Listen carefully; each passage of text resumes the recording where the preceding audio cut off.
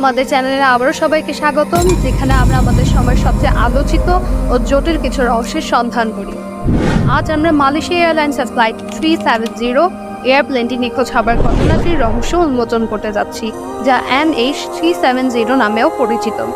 এয়ারপ্লেনটি 2014 সালের 4 মার্চে অদৃশ্য হয়ে গিয়েছিল, যার খোঁজ আজকের দিন পর্যন্ত পাওয়া যায়নি, যার ফলে এটি মানুষের মাঝে গভীর রহস্য ও অসীম কৌতূহলের জন্ম দিয়েছে, যা মালয়েশিয়া এয়ারলাইন্সের ইতিহাসে সবচেয়ে মারাত্মক ঘটনা ছিল।